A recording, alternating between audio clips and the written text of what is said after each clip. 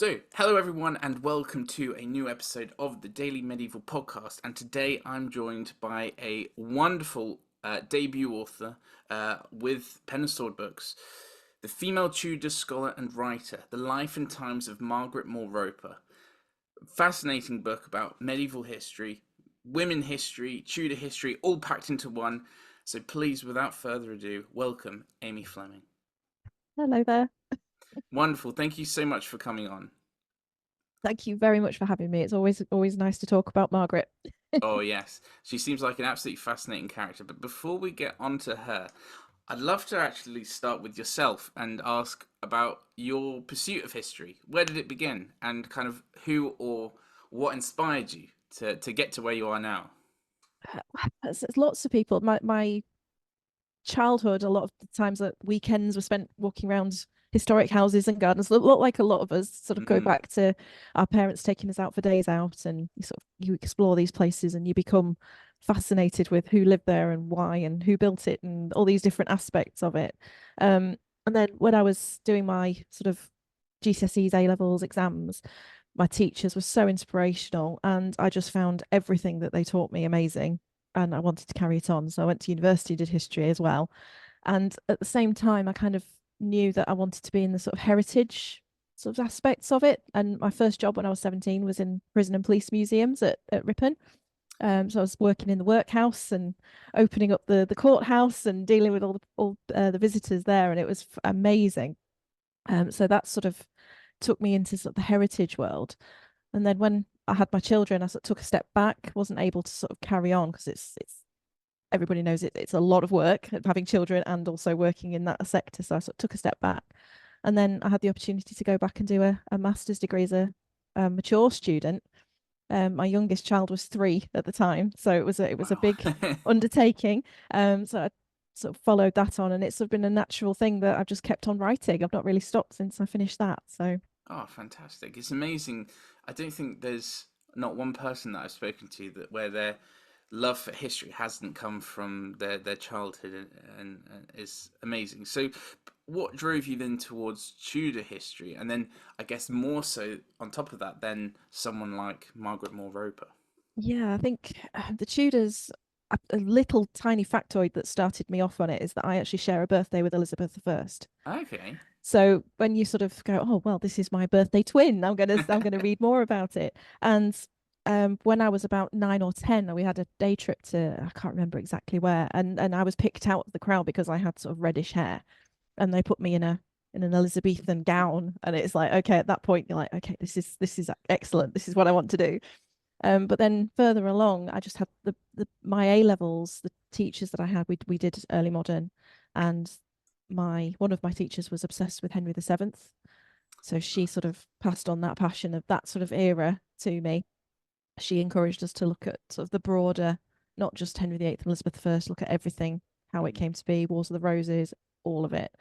So that kind of took me onto it. And then when I was doing my degree, I had a choice because I went to a Welsh university. I had a choice of which eras to sort of focus on, and not very many people were doing Tudors. And my tutor there at the time sort of said, "Well, I've not got anybody on my books. Come work with me."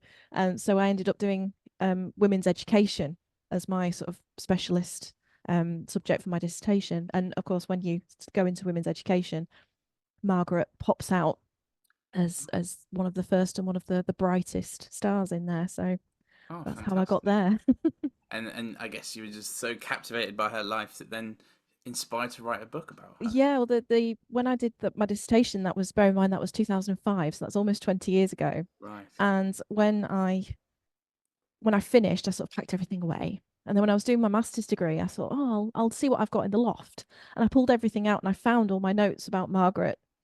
And Ah, at that point, I was sort of like, okay, this needs to come back out again. I need to do something with this. And originally, I'd been in touch about writing the book in 2020, um, which of course then everything came to a halt for a couple of years. yeah. So I had to sort of shelve it while I dealt with the children for that. But then as soon as everything sort of came back to normality, I was like right back on that horse again. So it's been Oh, a long time coming. yeah. No, definitely. But that's so. I mean, do you feel a sort of this may sound weird, but like a sort of affinity to when you work with a character like that so closely for so long. Is there kind of a sort of, I don't know, emotional connection, affinity, or something? I think you do end up getting connected to and sort of attached to the Yeah. people that you're writing about, because you get to have such an intimate knowledge of their thoughts, their feelings.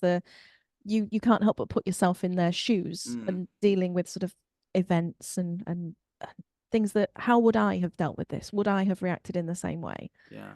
And I think with Margaret particularly, she had dealt with so much in her life and had and was right there in the thick of everything. When you're reading about these events and then you think, well, she was there, you can't help but sort of think, oh, but how did she cope? And I Yeah. think that was that you sort of could get a respect for these people that were there and living it and Mm. having to deal with the consequences of it as well. Oh, no, definitely. So let's, on that topic then, let's jump into the world that Margaret lived in. You know, what was going on at this time? What was the political climate, the cultural and religious upheavals that affected her life? Yeah. What wasn't going on, I think, could be quicker. Because she was born in 1505, so she was born right at the beginning of the 16th century. Just as she came of age was when Erasmus and Martin Luther were doing their thing, so everybody was having to sort of deal with these reformist ideas, and she was part of the humanist movement with her father. So she was sort of on one side of the argument, and everybody else was on the other, and all that I've written down the word turbulent as the best way Mm, to describe it, because it was yes. just all up in the air. Nobody really knew what people thought or how people behaved. And then following Henry VIII's um, breakdown of his marriage and his attempt to break with Rome, she was right in the middle of all of that with her father. And then following on from her father's death and Anne Boleyn's death, she then had to live in an England that was contrary to what she believed, basically. So Right. how I'm not sure I would have been as calm as she appears to have been, if I'm honest. Yeah. And what was her relationship like with her father, and how did his death then affect her, and I guess maybe her scholarship as well? She was extremely close to her Right. father. A lot of people sort of read a bit too much into it, and I don't believe that there was anything nasty going on at Right. all. Yeah. I think that when she was 5, she lost her mother, and she became sort of the head of that little group of siblings. Mm, And because she was old enough to understand, she was old enough to sort of cope. And I can imagine that her father, not that he lent on her as a child, but that he sort of saw her mother in her, and he wanted to remain close to and keep the family close. He was a big believer in family being a priority, and as a result he kind of put them in front of everything. So I can imagine that Margaret, being the oldest child, took on a lot of that responsibility when her right. mother died. Um, I also believe that while, we do have a lot of letters that are just addressed to Margaret, there's a lot of letters that are literally just addressed to one person but are meant for everybody. So rather than writing 4 or 5 or 6 or 7 letters, it would made sense just to write one letter to one person and then have them distribute the news. Mm, So I think that rather than think, oh, Margaret was his favorite, he never worried about the others. She was just a conduit, right. and the letters weren't necessarily just meant for her. Mm, But when he was imprisoned, Margaret was again the conduit through which they all kept in touch with each other. It wouldn't have been they just wouldn't have been able to communicate with him in the tower on an mm, individual basis. It yeah. made sense for one person to do it, and it just happened to be Margaret. She had older children at this point. She was able to sort of drop everything and go and see him and deal with everything. And when he died again, she had this opportunity to take on what her father and what her mother had left behind. So she became that head of that family group. Alice, as much as she was Thomas's wife, she seems to sort of say, well, that's the end of that chapter, I'm moving on. And she was able to just pick up what she had and carry on. Whereas Margaret was very much still involved with her sisters and their friends and Thomas's humanist connections and Right. everything like that. Margaret took up that mantle. Oh wow. I mean, there's, that's, I imagine just the surface of it all, and primary sources on women can be very scarce. Currently, I'm writing another book on medieval women, and there's a wealth of gaps and silences and issues, especially when you get down to the everyday person. How were you able to construct then this narrative of Margaret's life? Well, I think the best way to think of it is that most sources, while they're written by a male voice, Mm. sort of, they're chronicles, letters, they tend to be written from a male perspective by a male relative. A lot of it, you can still hear the voices of the women coming through. I've described it before as they were in the room. They were there. They probably discussed these things, and their influence was probably there, particularly in Margaret's case when dealing with sort of Sir Thomas's writings. We do have a few bits and pieces that were from her, or that were a collaboration between the two of them, and it's you can see Margaret coming through. But what I felt I had to do was sort of take what we knew about what was happening, who was there, what Sir Thomas wrote, what other people have written, letters, and just try and piece together who Margaret was and where she was at that point, and where we can hear her voice in amongst it all. I think that's the key, because that she's there, she's just not necessarily the one writing it down. Mm. So Yeah, that's and I guess in that sort of way, I mean, did you come across then any significant or maybe even interesting gaps in the source material where there's this chronology, then suddenly it stops? yeah, things can be conspicuous by their absence, can't they? Sometimes you Yeah. sort of think, oh, well, where's this gone? And there's a lot of letters that are from Sir Thomas, but we don't have any of her responses back or any of the siblings' responses back. We have letters from Erasmus to Thomas and to Margaret, but we only have one response from Margaret to Erasmus. It was written in her handwriting. Mm. So this is the one little bit that we have that belongs to her.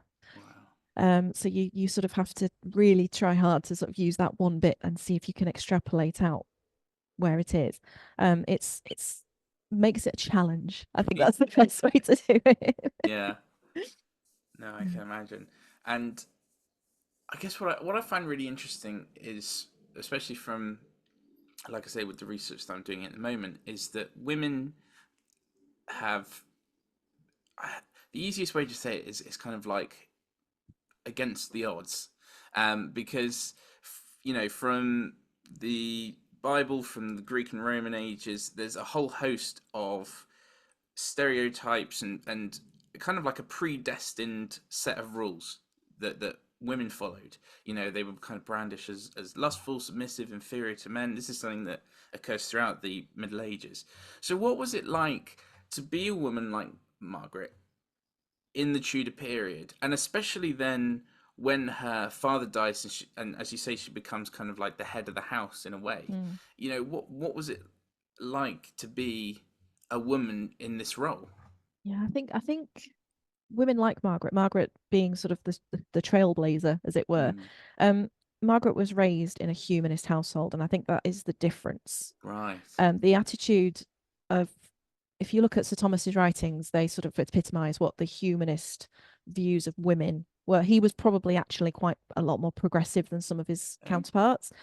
He believed that women were completely capable of being educated, that they needed to be educated, that if they were, it became they could be a companion, they could be somebody to be an equal, which was a massive thing, that would never happen. And he had to really phrase things so that he didn't disrupt too much and upset too many people. But it boils down to the fact that the humanist thought process was that women needed an education, they needed to be able to understand the Bible and their role, and be able to have discourse with men Okay. on a level pegging, because if they didn't, their soul would be in trouble. Essentially, Right. that's what it boils down to, which is really different to how women had been treated in the past, and how in sort of centuries before, very much kept in their place, and education was for a purpose and should never be broader than what was necessary. Even in royal households, that was how it Mm, was. But for humanist households, and especially for Sir Thomas, he saw women as very much on a level pegging. So for Margaret, being raised like this, she didn't see any mm, issue with it at all. And when she came into contact with men that were seen as sort of the scholars of the time, or even like, people like Erasmus or the king or anybody like that. She just did what she thought was what was expected of her. She didn't Right. think that she was overstepping her boundaries or anything. I mean, she was pen pals with Erasmus. They had letters, they went to and from. And it's like, when you think about that as a 16th century woman Mm. writing to one of the best known scholars of the time, Yeah. it seems out of sorts. It seems like that shouldn't have happened. But I think that what we also have to understand is that women like Margaret were just one of, there were others before her, people like Christine de Pizan, and it goes back and back and back, and there are from sort of the uh, classical books and writings, there are women that were educated that were level with men, Yeah. and this is what the humanists drew on to show that this goes back. This is not a new thing. Mm. This is what it should be for women. Mm. But it was unusual, and it did take a long time, and it was very much she she was the exception rather than the rule. And I think a lot of people sort of looked at what Sir Thomas was doing as an experiment rather than actually Right. what everybody could achieve. Right, I see. And so what because I guess traditionally that kind of tutelage would have been through a sort of religious structure. A lot of women, like for instance when we go back to the 12th century and stuff like that, were educated by nuns and all sorts. So what educational opportunities were available to Margaret then? Margaret was very lucky. I think that's the best way to put it. Sir Thomas had a thought that his house became quite the hub. People were invited to come and stay. People would come and visit. If he had, but he had friends all over Europe within his humanist circle, and they would all come and stay in the Moore household. Now, when they were in the Moore household, they became part of the household. They would eat meals, they would say prayers, and a lot of them would take the opportunity. And Sir Thomas would say, well, if you're going to come and stay and eat my food and stay in my house, you can teach my children. Right. So she would have had anatomy and physiology lessons from the king's physician, and astronomy lessons from the king's astronomer, and things like that, because Thomas would go, oh, come stay in my house. Oh, while you're here, do this.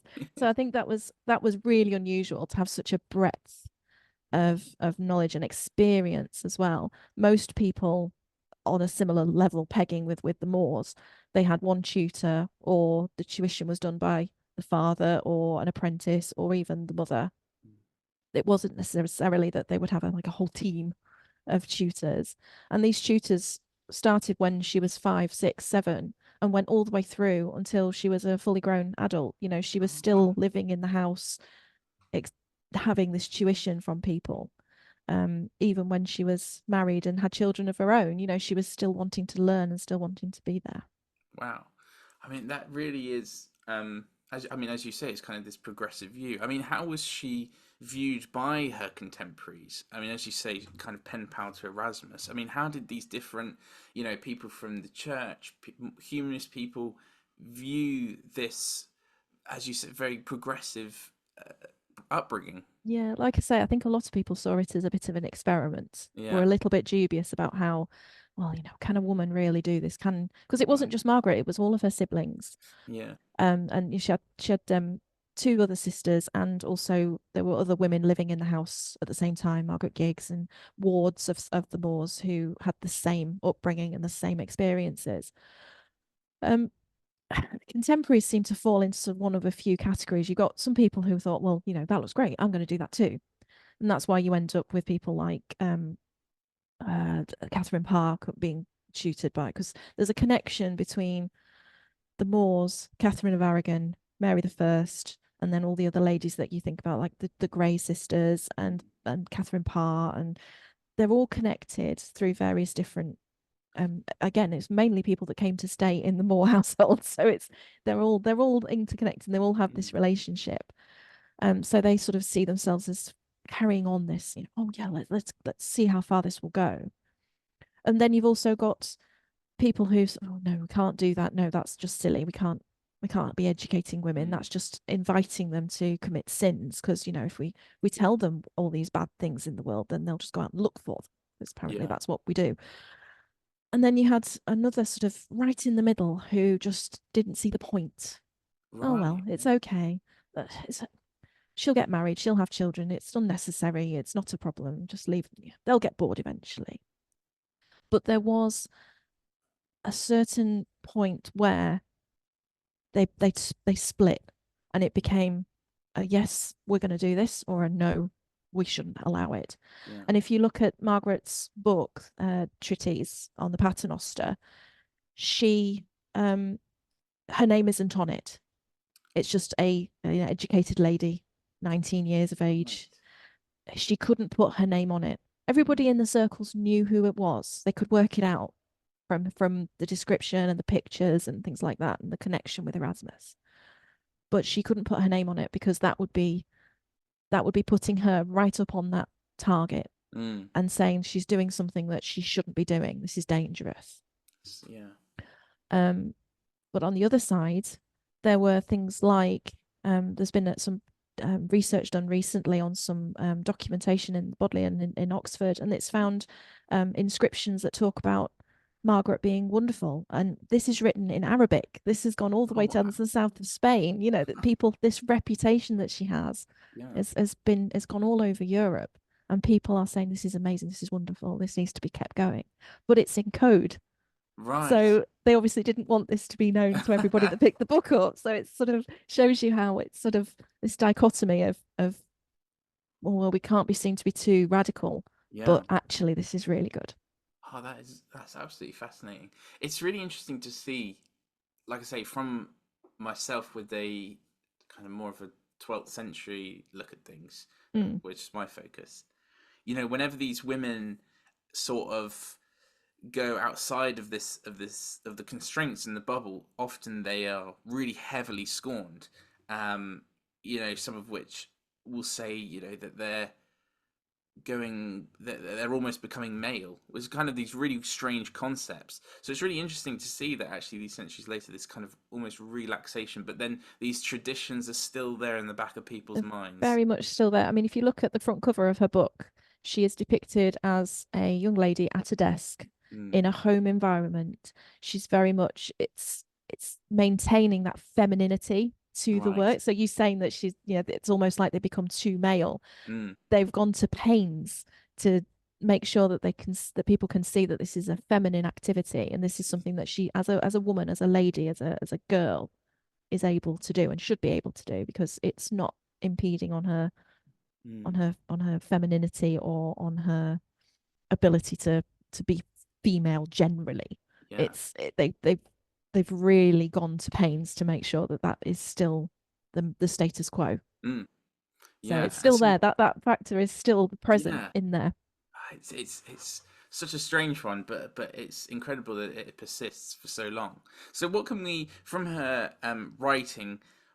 What is it that she's primarily writing about? Are there any particular themes that are really powerful and illuminating? Maybe again, as we've been saying, progressive. Well, I mean, her book that she does is a translation of an Erasmus Right. piece, um, which in of itself is pretty radical, because Mm. his writing at the time was seen as pretty out there and not illegal, but verging on it.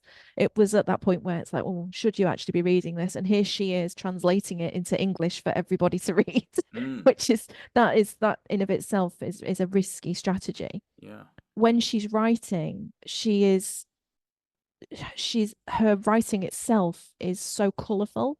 When Erasmus is using one word for something, she's using three or four, just to Right. show off that she understands and she's got this massive vocabulary, and look how clever she is. Basically, she is showing off the entire Mm. time, which, again, it's one thing when a woman goes, oh, I've translated this. It's Yeah. another thing when a woman goes, I've translated this really, really well, Yeah. better than you could have done it, sort of thing. And it's that that just shows you her depth of understanding, her intelligence, and how she understood what she knew exactly what she was doing. Mm. We don't have a lot more that's actually her writing and showing her personality. The letters that she wrote with her father in the Tower of London, there's a lot of argument about who wrote it, whether she wrote it, he wrote it. It was a collaboration, but it's got her name on it. because he didn't want to be the one that was saying, well, this is what's happening to me. Right. And whether or not they did it together, but you can see the same sort of voice coming through and Mm. the same sort of vocabulary use. And she's really flowery. When you compare her style to Sir Thomas's, he's quite jerky in the way he writes. He's Mm. short sentences, quite staccato, but he will say, and then he will suddenly go off on this florid description of something. If you've ever read Tolkien, basically it's Thomas More. It's the same sort of thing. It's like, Right. and then all of a sudden you've got this massive description and then one sentence to describe an event. It's very similar. She goes off on these massive flowery descriptions of everything, and she wants everybody to understand exactly what is going on. And Mm. you can see both styles coming through. And the same again when you look at Will Roper's Life of Thomas More, there are sections in it that don't seem to flow with the rest of it. Sometimes it uses things like my father, and then it'll be our father, Right. my family, our family. And it sort of makes you wonder whether Margaret had started writing it before she died, or whether they had collaborated, Yeah. or something like that. But Oh, she shows up in all of it. But she's the other thing that you can see is that she's got a bit of a sense of humor. right. There's the letters that we do have, and the one that we have of hers for Erasmus, she properly takes the Mickey out of him because he's well known for being quite a bit of a hypochondriac basically, and Mm. she talks about how his old body is breaking and how horrible for you, and oh, it must be awful, and it's you can tell that it's tongue in cheek, and I can just imagine him reading it going, who the hell does she think she is? Yeah. So it gives you an idea that she's not holding back anything in it. Mm. Whereas if you read other people that were writing around the same time, sometimes they would have held back just for Yeah. fear of repercussions. But I don't think she was doing that. No, no, I can definitely see why, especially as you say, with that kind of upbringing and everything, it all kind of leads into this later life. And it's something that it reminds me of, if you ever get the chance, have a look into someone called Eloise, who lived in the 12th century, and again, she's running rings around these men, these intellects, with her Latin, and she's just far, far more capable than they are, and talking about all these different theological things, and yeah, just running rings around them. And Yeah. it's there are so many instances of these brilliant women that are just like absolutely demolishing Yeah. those around them. Oh, absolutely. No, So Margaret has there's a sort of school of thought that had she been allowed to carry on, mm, she would have helped the sort of the Catholic cause a lot more. But because she was kind of put down and not allowed to carry on yeah. following her father's death, she was an untapped resource for them, I think would Mm, be the best way to put it. But oh gosh, I mean, did you find, like what you say there about with the William Roper? I mean, were there any surprising discoveries that you made while researching and writing the book? I think I think the surprising aspect of it is that how much of a roller coaster her life is. Because I think if you say, "Oh, she was just a Tudor woman," Right. that gives a certain impression that she yes, okay, she had an education, and yes, okay, she married this person, but it's most women's life stories can be summed up in when they were born, when they got married, how many children they had, blah Mm, blah. And the more you read about Margaret and the more you look into it, she had so many times where she was basically she was if she hadn't made the decisions she did, she probably would have ended up on the block herself. right.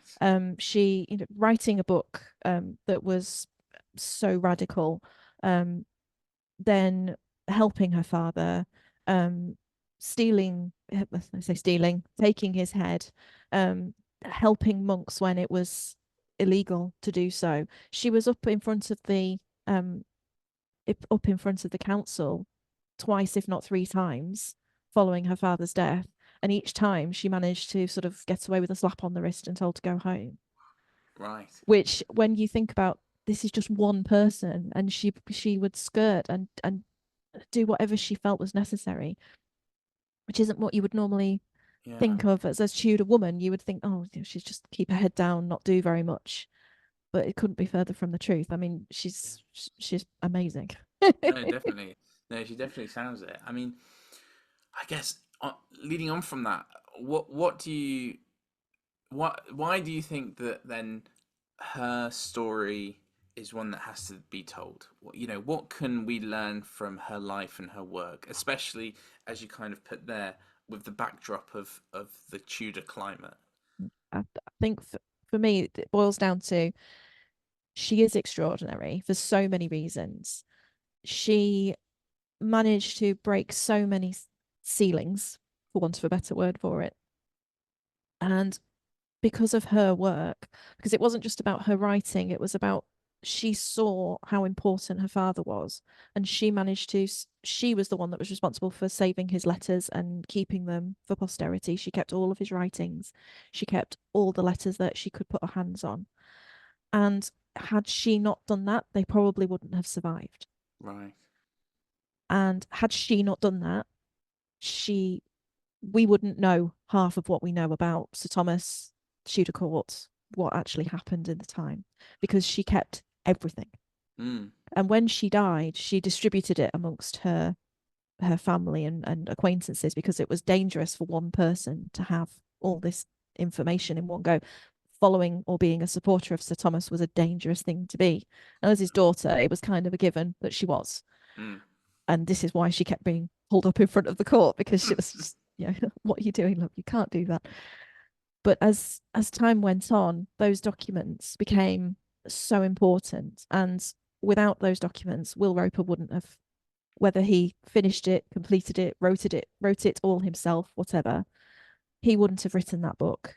And Mm. we would not have Sir Thomas's life story, and we wouldn't have all of this information about what happened at the court during this period. So Yeah. it is Margaret that is responsible for us having this depth of knowledge about the court. It's Oh this wow. one woman and her actions and her Mm. seeing it. And that is why she did things herself that are extraordinary for the time period. Mm. But that, for me, is what it boils down to. She needs to be recognised for her contribution, not because of who she was related to. It's her contribution that's important. Yeah. No, definitely, and that must be then. I mean, so personally rewarding to then be able to tell her story. How have you found writing the book and especially now that it's finished, looking back on that experience? How It's has it yeah. been? Yeah, I mean, I'm guessing that you and I are probably sort of at similar stages here, and it's you look back on it, and it's like when you first started it, you can see yourself thinking, "Oh, this is going to be great," and then at some point in it, you do look down and go, "Why did I think this was a good idea?" Yes. But writing her story, like you say, it's a privilege to be Mm. able to say this is a woman that I personally owe a lot to, just as a woman Yeah. in modern society, but also because she was so significant, to be able to actually tell her story is a big thing. And I remember when I sort of sent the manuscript off, having completed it in the first stage, I thought, oh, have I done her justice? Mm. And that's the big thing. I still, even now, I'm sort of sitting here going, have I done her justice? Do Wow. people are they going to comprehend just Yeah. how amazing she was as a human being, and how much we owe to her, and women like her as well? It's she set that example for a lot of people at the time, and also following on, she educated her daughter even to a higher standard even than she received herself. And her daughter was part of Mary the First's court. She was a lady in waiting to Mary the First, and she wrote Catholic literature while Mary the First was on the throne. And her writing went on to influence a whole new generation. So it Right. all stems from Margaret. Yeah. And I understand that it's Sir Thomas's decision to have educated Margaret, Mm. but had she not had the acumen and the Yeah. Yeah. enthusiasm to do it, I mean, we all know how hard it is to, if you don't want to do it, you're not going to do No, it. exactly. And she Yeah. wanted to do it, so Oh, fantastic. Do you think there will be any like future project or something that allows you to go back and visit Margaret in some sort of way, maybe a different way? yeah, I'd like to go back to her little corner of the world. I mean, I'm I've got an upcoming project which is in the pipeline, which is about Elizabeth Barton, the Holy Maid of Kent. Right. And they did cross paths. Ah. So hopefully that will see me back in Margaret's neck of the woods, Oh, lovely. which would be nice. But yeah, so that's quite a long way off in the future. Yeah, I've got a few things left to do. Oh, wonderful. And then just to finish off, um, you've written a book about the life of a historical figure. I mean, what advice would you give to aspiring writers and historians who want to explore rather than a kind of wider topic, I guess, like for instance with my book that's kind of a more general history, to then look at yours where it's very specific about historical figures? I think I was told when I was a student a very long time ago that every story is interesting. Mm, And that was sort of always ringing in the back of my head, is that Margaret's story is inherently interesting. Everybody's story is. And if you, as the person writing it, are interested in what's going on, that will come through in what you write. yeah. So just do when I was looking at Margaret as an individual, I was trying really, really hard to pull her out of the sources and not just tell Thomas's story, which is incredibly hard because everything that Margaret had happened to her was a direct result of her father. So it's very hard to just sort of leave Thomas to one side and just follow Margaret. And until his death, you kind of have to just sort of Thomas was doing this, meanwhile Margaret was doing this. Right. And you sort of they sort of go in tandem almost. But if every individual has that story to tell, and whether or not they're in that bigger picture, Mm. that's what you need to sort of see and bring out the bigger picture through that individual rather than the other way around. Oh, fantastic. Well, thank you ever so much. It was an absolutely wonderful, wonderful discussion. And Margaret, it sounds like an absolutely incredible character. And so there we have it. Thank you very much for coming on, talking about the female Tudor scholar and writer, the life and times of Margaret More Roper. Thank you very much for having me. Wonderful. And thank you everyone for watching. There are many more episodes to come and many that have already been out. So please go into the catalogue and have a look at some of the other stuff that we've done. Thank you very much.